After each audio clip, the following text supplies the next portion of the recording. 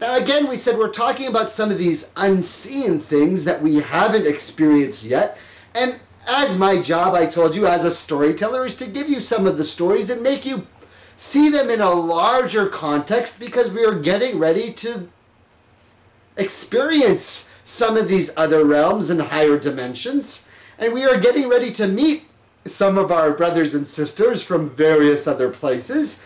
And so it becomes incumbent upon me as the storyteller to prepare you as the listener and those who are upon the light, my brothers and sisters, that we already know of, that these events are going to happen. Now, another interesting thing that we see in this story is this concept of the angels.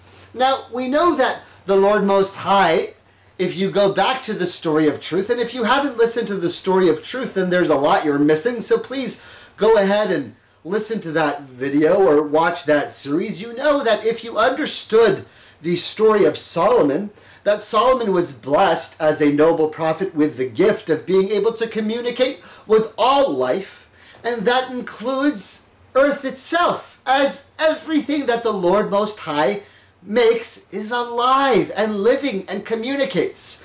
The Song of Solomon is that vibration and frequency of comprehension that Solomon was able, as a blessed prophet and a noble messenger of the light, to achieve by noble acts that the Lord blessed him, where he was able to communicate with the animals and the birds and the ants and the trees and the wind and the elementals and the earth itself. And so we have in this narration that the prophet gave us that the angels came, and the angels, obviously being of the light, they obey the commandments of the Lord and they do not disobey. They came to take of the earth, and the earth spoke to the angels.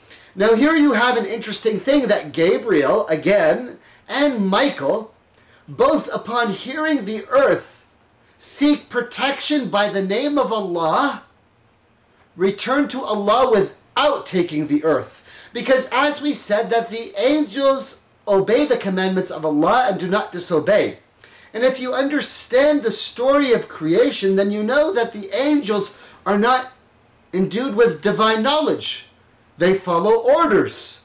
And so upon hearing both Gabriel and Michael, our blessed brethren of angels, upon communicating with the earth, and the earth seeking protection by the Lord's name, did not take from the earth. Then the Lord Most High sent the angel of death. Now the angel of death is a specific angel that has been tasked and has been taught by the Lord to not listen to any excuses. For if you could understand the angel of death's job, then you know that the angel of death has been trained by the Lord Most High, that when I send you out on a command, you are the angel of death. You will hear many excuses, O angel of death. Do not disobey my orders. And so you have some divine wisdom in this narration, that the angel of death approaches the earth, and many of the earths, and when the earth sought refuge by the Lord's name, the angel of death knew not to disobey. And the angel of death told the earth, I have been sent by the Lord Most High. I cannot disobey his command. And your seeking his protection will not change my orders, for I have gotten my orders directly. This is an important concept. Now, it relates some of the beautiful nature of the various muds that have been used to form mankind. But it also relates a deeper concept, that if you understand that the angel of death was already created before the creation of mankind, and that the angel of death has been tasked with taking life, then the concept should become clear to you, oh my brothers and sisters of the light, dear ones, knowing that taking a life is not within the purview of man. It is the divine decree of the Lord upon his angels of death, and it is only them who take a life. It is only the angels of death who have been assigned to take life. And it is because of that deep knowledge that you should recognize that taking of a life has been assigned to angels of death, and this has been something that is decreed by the plan from the heavens and above, even before the creation of man. And so now we go back right into our story.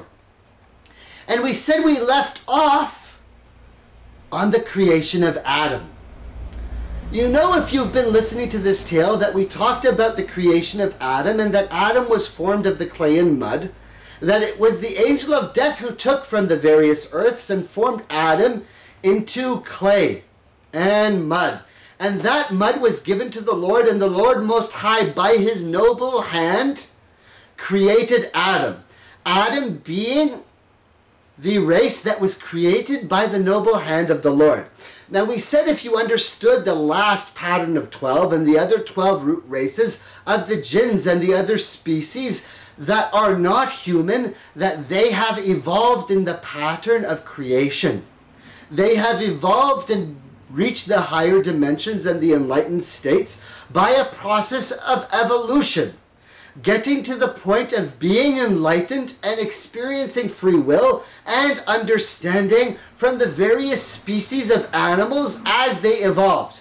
Now, Lucifer, being of the reptilian race, the first race of creation, evolved to the highest levels, and it was Lucifer who was in the highest levels of the skies, in the court and noble status of the angels, because of his obedience and worship to the Lord Most High, that he was blessed of being raised to that high status, along with many of the other species that have become enlightened and gone on this path of ascension.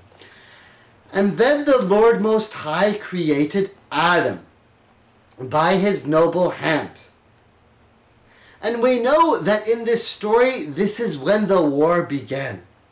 And this concept is there that Lucifer saw the creation of Adam. And Adam was created and was made hollow. And the angels even asked the Lord, are you going to create another species, another race that will cause mischief on the earths and create bloodshed? And when we went over some of the understanding that before the creation of Adam, there were wars on the earths and in the skies. And Lucifer was one of the leaders in the war and one of the believers, and that was one of the ways he became the highest status. And something caused Lucifer to fear. Now, if you understand the patterning of 12 that I talked about previously, you recognize that everything in the perfection of the universe has been patterned on 12. And then the Lord Most High created Adam. And this caused apprehension in Lucifer, of the reptilian race, of the higher dimension. And Lucifer, arrogantly, and having this arrogance that he assumed that the plan of the Lord was negative. This understanding that the plan of the Lord is negative, or assuming that what your Lord is doing is something wrong or evil, is one of the biggest misunderstandings that all of the creation has experienced. And this is true even of the sons of Adam, that sometimes a calamity falls upon us or something negative happens to us, and we say to ourselves, why has the Lord forsaken me? Why has the Lord forsaken me?